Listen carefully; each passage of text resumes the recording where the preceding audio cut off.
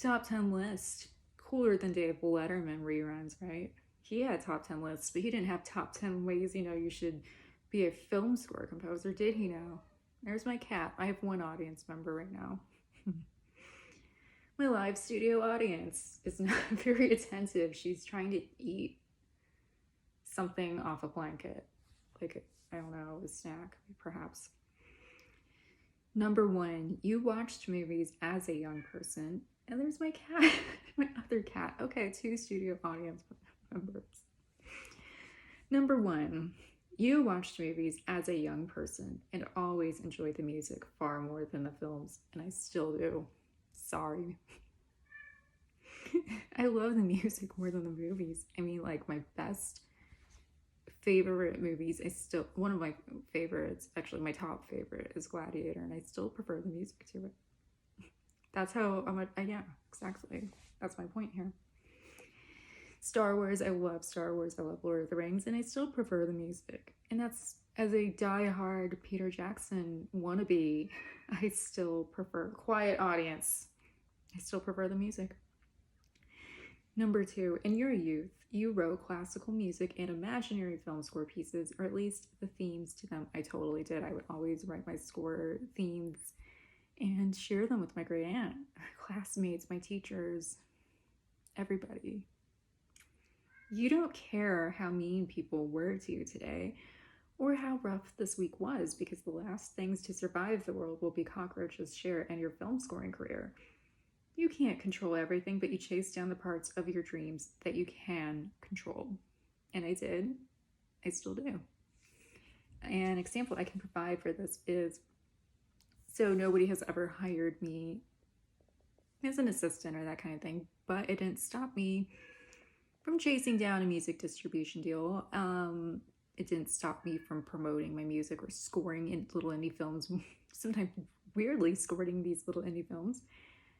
It hasn't stopped me from applying to opportunities that are in film scoring that I've actually gotten library work and some cool stuff. I actually have, as of 2 months ago, begun in film and TV production libraries, and I have some songs and positions to, like, you could use my songs in a movie, actually. So that's pretty cool. Like a studio movie, not just my little cute animated work anymore. So hopefully I do a lot more, but that's pretty cool for somebody who's from the Midwest and it didn't grow up in a Hollywood family, I think. I mean, you're going to be doing cool stuff too, you at home watching. I know you will. Unless you're already doing it. And then you're like, what does she know? Wait until you arrive before you talk. Fancy equipment is nice, but you don't mind writing outside without much but your computer, iPad, or pencil and paper. You always write music, maybe on the floor, always somewhere uncool. Yeah, because I see all these guys on the social media and just kind of on the web in general.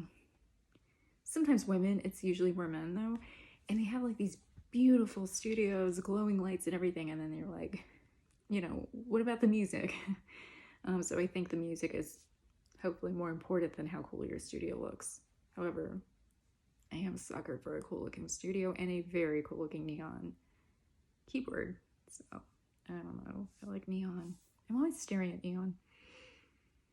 And I love writing outside, not in the rain, because that's kind of bad for your keyboard, your type keyboard. I actually don't very often use a keyboard. I use like the type your notes option on Logic, and I just love writing outside. I love it. Never gonna stop me. You loved buying CDs or digital downloads of film scores in your youth. That was 5. Number 6. You had sports heroes, favorite movie stars, etc., but you always had a favorite composer you wished you could be like when you were older, and mine were always, not surprising to anyone who follows my YouTube channel, Hans Zimmer. And I'm not gonna hum that song, it's from Titanic. My heart will go on, come on. James Horner. Why? Because those gentlemen And there, what's up with my studio audience? They're so rowdy. I love men who, and I say men because there were, when I was younger, very few prominent female composers within Hollywood. I loved men who, and I do love these gentlemen still, who made the average person who doesn't care about film scoring connects with film scoring. And Mr. Simmer, there's an additional reason I love him, and that is he does so much with inventing technology. So he invented a lot of modern day technology styles, his own products line, which you can see me working with from time to time. Well, from time to time, I use it for everything. What am I saying? I'm trying to downplay it. Like, no, I just love him and his brand. So I love everything about my favorite film score composers. Never got to meet James Horner, and I feel so bad. I always tell people it was like the ending of Love Actually at the airport, and I always wish I had gone to meet James Horner, but I never did. So if you have those airport Love Actually moments and like meet your favorite composers, okay, or at least write them a nice note, whoever your composers are, your heroes, letting them know how you feel about them, because I feel that my career role models are the loves of my life. They're just in a different form, not romantic, just in career love. Oh, this is so cheesy, but number 7, if you imagine yourself winning any kind of award, it's the first category you will always choose to win. That's actually true. I always love film scoring so much that although I do other things, it's always my first choice. And I always said I want to win